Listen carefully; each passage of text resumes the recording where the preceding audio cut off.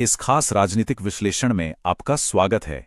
आज हम एक अनुभवी राजनीतिक रणनीतिकार के नजरिए से बिहार के बेहद चुनौतीपूर्ण और कांटे की टक्कर वाले चुनावी परिदृश्य को डिकोड करेंगे। हमारा पूरा फोकस बख्तियारपुर के 2025 विधानसभा चुनाव पर होगा।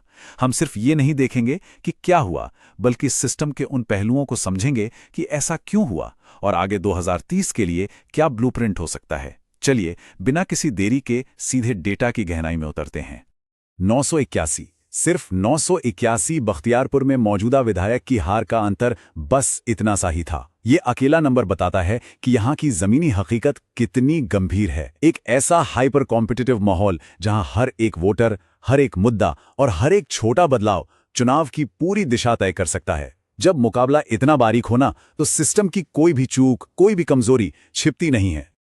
आज के इस विश्लेषण में हम इन 4 अहम पहलुओं पर बात करेंगे: बख्तियारपुर का परिदृश्य, इस करीबी हार का सटीक विश्लेषण, जमीनी स्तर की शिकायतें और आखिर में 2030 का टर्नअराउंड ब्लूप्रिंट।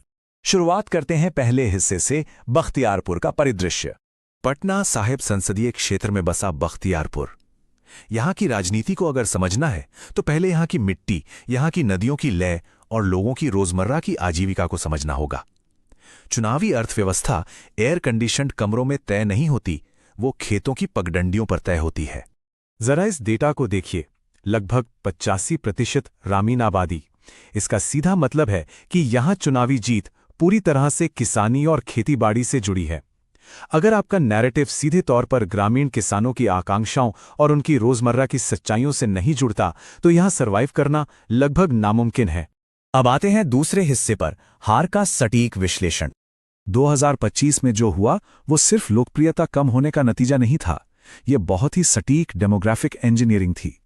एक तरफ आरजेडी अपने पारंपरिक मुस्लिम यादव बेस पर टिकी थी, जो कि काफी इनइलास्टिक यानी स्थिर है। वहीं एनडीए ने एक मास्टर स्ट्रोक खेला। उन्होंने एक एलजेपी रामविलास का उम्मीदवार उतारकर 21% से ज्यादा अनुसूचित जाति के वोटरों को अपने सवर्ण और अति पिछड़ा वर्ग के बेस के साथ सफलतापूर्वक जोड़ दिया। इस डेमोग्राफिक ग्राफ्टिंग ने पूरा गणित बदल कर रख दिया। ऐतिहासिक डेटा दिखाता है कि यहाँ का चुनावी मिजाज हमेशा से चंचल रहा है, लेकिन एक ही उम्मीदवार का लगातार 4 बार से लड़ना और ऊपर से 13 लंबित आपराधिक मामले, इसने एक अदृश्य चुनावी सीमा तय कर दी थी। यहीं पर हमें याद रखना होगा कि एक जीवंत लोकतंत्र में संवैधानिक मूल्य, नागरिक गरिमा और एक जिम्मेदार बेदाग सार्वजनिक विमर्श सबसे ऊपर होना चाहिए। जब प्रतिनिधि पर इतने गंभीर मामले हों, तो जनता का भरोसा टूटना स्वाभाविक है। और इस करीबी हार में एक बड़ी भूमिका प्रशासनिक विसंगति की भी रही। स्पेशल इंटेंसिव रिवीजन यानी एसआईआर के तहत वोटर लिस्ट से जिस तरह नाम काटे गए, उसने इस 981 वोटों के मार्जिन वाले चुनाव को गहराई से प्रभावित किया। ये सिर्फ एक डेटा पॉइंट नहीं है, ये मतदाताओं के अधिकारों और उनकी पारदर्शी लोकतांत्रिक भागीदारी पर एक बहुत बड़ा सवाल है। अब बढ़ते हैं तीसरे हिस्से की तरफ, जमीनी शिकायतें और व्यवस्था के प्रति उदासीनता। गठबंधन के बड़े गणित से इतर एक कड़वी सच्चाई जमीन पर सुलग रही है। हर साल आने वाली भयानक बाढ़ जो किसानों की फसलें लील जाती है, राज्य का खराब नदी प्रबंधन जिसके कारण मजबूर होकर युवाओं को अपना घर छोड़कर शहरों की ओर पलायन करना पड़ता है, क्योंकि यहाँ उद्योगों का पूरी तरह अकाल है।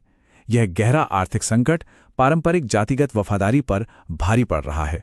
43.10 ये सिर्फ एक आंकड़ा नहीं है, ये इस पूरे जिले की शिशु मृत्यु दर है।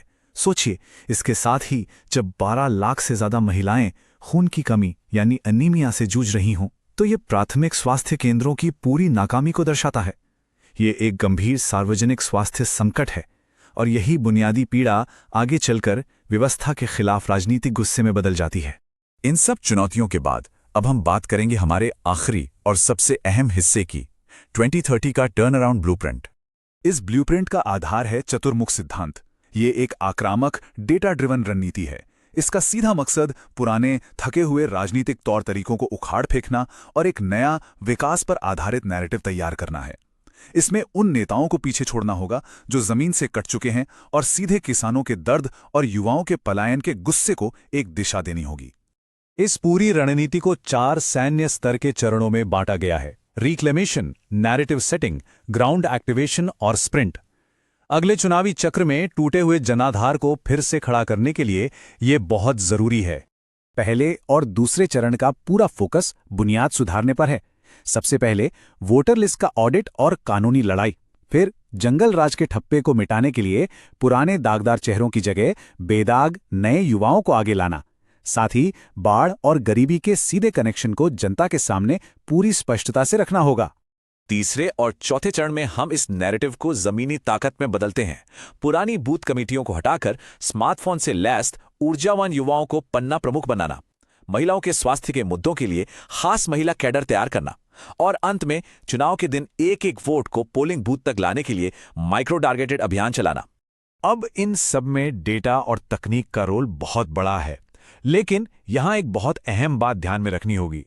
भारत के डीपीपी यानी digital personal data protection framework के तहत ही ये सारे काम होने चाहिए। राजनीति के आधुनिकीकरण में नागरिकों की निजता और उनकी सहमति का सम्मान करना हमारी अनिवार्य लोकतांत्रिक जिम्मेदारी है। डेटा का इस्तेमाल सुशासन के लिए होना चाहिए। अंत में बड़ा सवाल यही है कि क्या हमारे पारंपरिक राजनीतिक ढांचे खुद को बदल पाएंगे? क्या वे जातिगत गणित को छोड़कर जनता के वास्तविक आर्थिक दर्द का समाधान दे पाएंगे? भविष्य की जीत के लिए हमें पहचान की राजनीति से हटकर विकास और आकांक्षाओं पर आधारित नेतृत्व की जरूरत है। If you want to become a people-centric leader and uplift your constituency, get in touch with blueprintstrategies.ai at mgr@blueprintstrategies.ai or call 08042041602. Purpose Beyond Politics। इस विश्लेषण से जुड़ने के लिए आपका बहुत बहुत धन्यवाद।